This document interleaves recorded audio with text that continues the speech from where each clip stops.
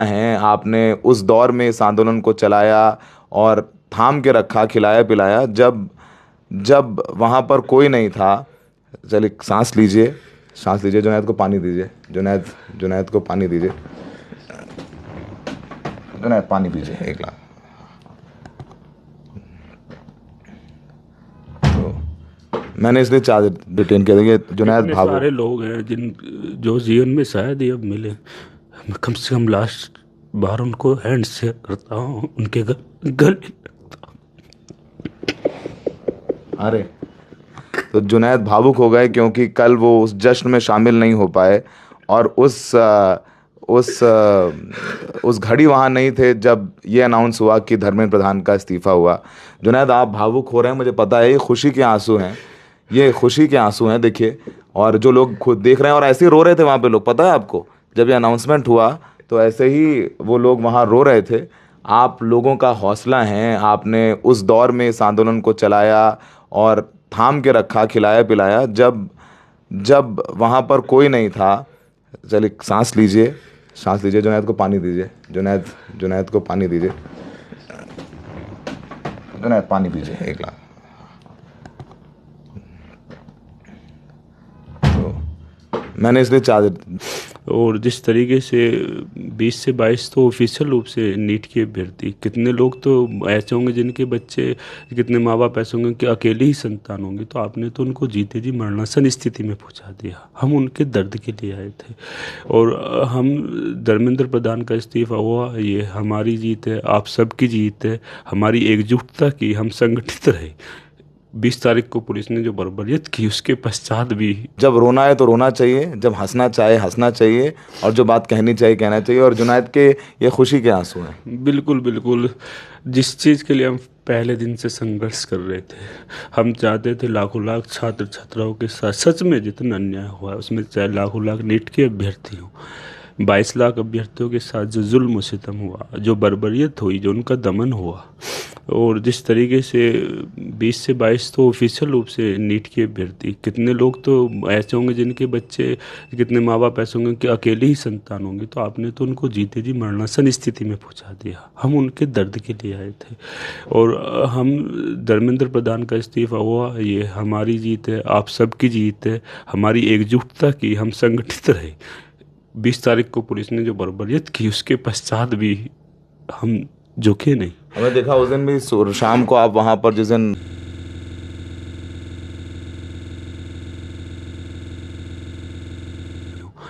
22 लाख अभ्यर्थियों के साथ जो जुल्म सितम हुआ, जो बर्बरियत हुई, जो उनका दमन हुआ, और जिस तरीके से 20 से 22 तो ऑफिशियल रूप से नीट के अभ्यर्थी, कितने लोग तो ऐसे होंगे जिनके बच्चे, कितने माँ बाप ऐसे होंगे कि अकेले ही संतान होंगे, तो आपने तो उनको जीते जी मरणासन स्थिति में पहुंचा दिया। हम उनके दर्द के लिए आए थे और हम धर्मेंद्र प्रधान का इस्तीफा हुआ, ये हमारी जीत है, आप सबकी जीत है, हमारी एकजुटता की, हम संगठित रहे।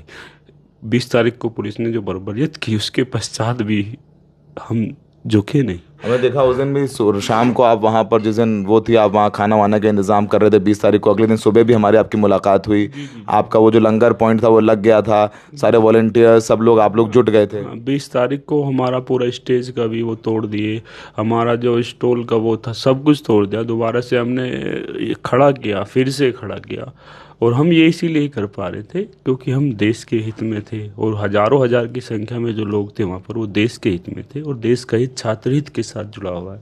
और छात्र शक्ति को राष्ट्र शक्ति कहा जाता है, और उसी राष्ट्र शक्ति के साथ जो अन्याय हुआ, जो बर्बादी, लगातार पेपर लीक्स के प्रतियोगी छात्र छात्राओं के साथ जो जुल्म सितम हो रहा है और जो हुआ है, रिसेंटली हमने देखा राजस्थान के अंदर एक न्यूज़ आई थी, मैं पढ़ रहा था, मैं पढ़ते ही बहुत स्तब्ध रह गया कि 5.5 पैरामेडिकल का पेपर था, 5.5 लाख रुपए में पेपर बेचा जा रहा था। तो इसका क्या अर्थ है कि कहीं ना कहीं जो योग्य अभ्यर्थी हैं उनको पीछे की तरफ धकेलने का प्रयास किया जा रहा है, और जो अयोग्य अभ्यर्थी हैं वो किसी राजनीतिक संरक्षण के तहत या पैसों के बल पर कह लीजिए, उनको आगे बढ़ाने का प्रयास किया जा रहा है। जब ऐसे लोग आगे बढ़ेंगे, चाहे चिकित्सा के रूप में, तो हमें अच्छे चिकित्सक कैसे मिल पाएंगे? कल को वही लोग हमारा और हमारे परिवार का इलाज करेंगे।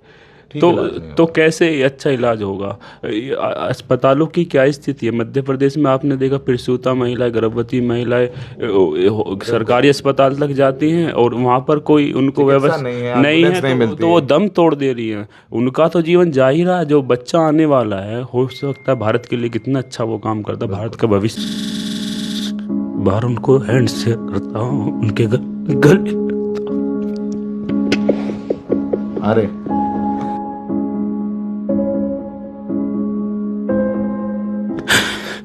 की संख्या में लोग मुझे ढूंढ रहे थे। जीत के अंतिम क्षणों में मैं उनके साथ सम्मिलित नहीं हो पाया किसी कारणवश। वो आपने बता ही दिया, मुझे पुलिस द्वारा डिटेन किया। ये 5.5 पैरामेडिकल का पेपर था, 5.5 लाख रुपए में पेपर बेचा जा रहा। जैसे ही हम बाहर निकले, 50-60 मीटर ही जाने पाया था ऑटो, तो तुरंत से उन्होंने हमको, मैं पहले समझा कोई असामाजिक तत्व है, शायद हमको पीटना चाहता है। वो बोले कि डरिए मत, हम दिल्ली पुलिस से हैं। हम देख नहीं पाए उनको, उनके चेहरे नहीं देख पाए, उनकी गाड़ी का नंबर नहीं देख पाए। एक जब हमें ले गए तो एक सफ़ेद कलर की शायद स्कॉर्पियो थी। क्वेश्चन किए कुछ के किए, फिर हमें आंखों से वो बंधेरी, वो गाड़ी में बिठाए भाई जो थे पुलिस में, और एक साथी और था मेरे साथ, राशिद। वो उनको भी बिठाकर एक गाड़ी में बिठाए। 5-6 घंटे कंटिन्यू गाड़ी चलती रही। और उसके बाद हम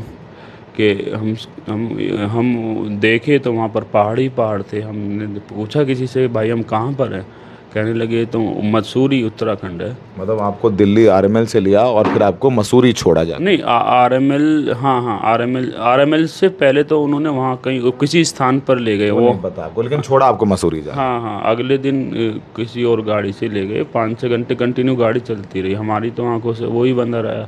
हम उनको न चेहरे पढ़ पा रहे हैं, ना उनको नाम जानते हैं, कुछ नहीं जानते हैं। लेकिन उनका भी धन्यवाद है कि बहुत अच्छे से उन्होंने किया। आपका कार्य था, आपने अच्छे से किया, आपका धन्यवाद। और ये बताइए कि आपके मम्मी पापा ठीक हैं?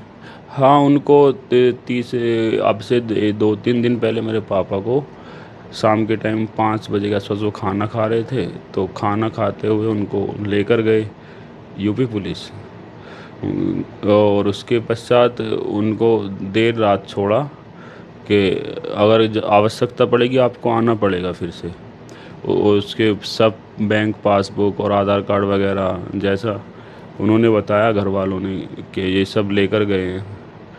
और उसके पश्चात अगली सुबह 9 बजे फिर से उनको उठाया।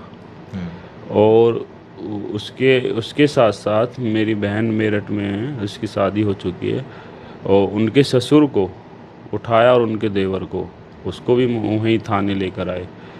तो इसमें क्या कसूर है? अगर किसी को खाना खिलाना और पानी भोजन देना, ये संविधान की कौन सी धारा में या कहाँ पे है? ये सब चीज़ें गलत हैं, आप ये सब नहीं कर सकते। हम तो देश के हित के लिए खड़े थे, छात्रों के हित के लिए खड़े थे कि उनको न्याय मिलना चाहिए। हम किसी राजनीतिक उद्देश्य के लिए वहाँ पर नहीं गए थे, ना ही हम किसी जातिगत उद्देश्य के लिए गए, ना ही कोई राजनीतिक हमारा एजेंडा था, ना कोई व्यक्तिगत स्वार्थ था कि हम कोई प्रसिद्धि चाहते हैं या कुछ चाहते हैं, और ना ही कोई धार्मिक उद्देश्य हमारा था। हमारा तो सिर्फ यही था कि सिर्फ छात्राओं के लिए आए हैं, और वास्तविक रूप से उनके साथ गलत हुआ है। अगर गलत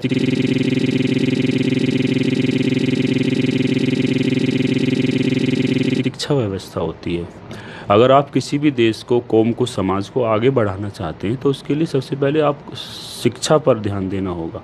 अगर जिस देश की शिक्षा व्यवस्था सुदृढ़ होगी वो देश सुदृढ़ होगा, और जिस देश की शिक्षा व्यवस्था चौपट हो जाएगी वो स्वतः ही चौपट होता चला जाएगा। क्योंकि शिक्षा के माध्यम से लोगों को पता होता है हमारे फंडामेंटल राइट्स क्या हैं, फिर उसके लिए वो आवाज़ उठाते हैं। आप क्या कर रहे हैं? पिछले 10 सालों में 1 लाख के करीब सरकारी स्कूल्स बंद हो गए। देश की जनसंख्या बढ़ रही है कि घट रही है? अगर देश की जनसंख्या बढ़ रही है तो स्कूलों की संख्या बढ़नी चाहिए कि घटनी चाहिए? तो ये आप क्यों कर रहे हैं? लगातार स्कूल्स बंद हो रहे हैं। हम चाहते हैं जो पूरे देश का बजट होता है उसके उस बजट का 10% बजट शिक्षा का बजट होना चाहिए। पूरे देश के बजट का 10% बजट चिकित्सा का बजट होना चाहते हैं। हम ये चाहते हैं जो भारत के विश्वविद्यालय हैं, विश्व के टॉप विश्वविद्यालयों में वो रैंक लेकर आएँ और विश्व के दूसरे लोग, अन्य देशों के दूसरे लोग भारत में आएँ, यहाँ से सीख कर जाएँ कि ऐसी शिक्षा व्यवस्था हमारी होनी चाहिए, कि ऐसी शिक्षा व्यवस्था हमारे यहाँ भी होना चाहिए। हम रोल मॉडल बने शिक्षा के माध्यम में, हम ये चाहते हैं। अब संतुष्ट हैं, ठीक है, पुलिस ने उठाया, परिवार को उठाया, संघर्ष अपनी जगह है, लेकिन एक नामुमकिन सा ख्वाब ऐसा लग रहा था, आप लोगों ने देखा, बिल्कुल वो आज संतुष्ट हैं, उसकी संतुष्ट। बिल्कुल बिल्कुल संतुष्ट हैं हम।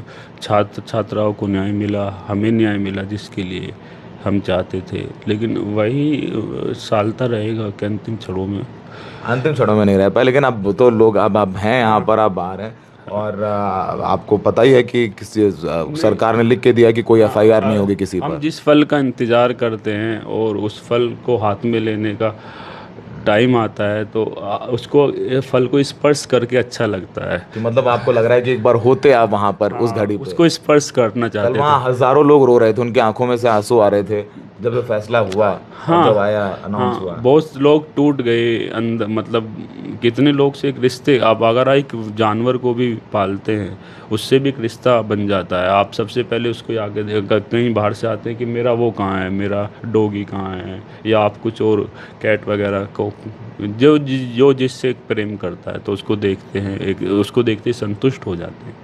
तो वो तो हम उनके साथ महीनों तक रहे, एक संबंध, घर जैसा संबंध बन गया इसमें। खूब दोस्ती हो गई हाँ, आपकी। जात पात का मैं जब आया था तन्हा आया था, और मेरी हमने पूरी टीम खड़ी की जो फूड स्टॉल पे थी, 20-25 लोगों की स्टेज की टीम खड़ी करी। हम जो क्लाउड था उसमें से हम अपनी आंखों से देखते थे कि हाँ ये बंदा कुछ कर सकता है, तो उसको हम अपनी तरफ ले सारे वॉलंटियर्स आपने बनाए ताकि खाने का इंतजाम होता रहे, किचन का इंतजाम, किचन आप ही देख रहे थे। हाँ हाँ, वो पहले दिन से हम देख रहे थे जब वो बहुत सीमित संख्या थी। और जब जिस दिन मैं पहली 20 तारीख की मैं शाम को आया था, सुबह में मेरी परीक्षा थी गवर्नमेंट एग्ज़ाम की सेकंड शिफ्ट में, तो मैं शाम के समय आया तो मैंने देखा कि लोग वहाँ मूलभूत आवश्यकता की जो चीज़ है पानी, उसके लिए भी फड़फड़ा रहे हैं, पानी तक उनको नसीब नहीं हो रहा। तो हमने तभी संकल्प लिया कि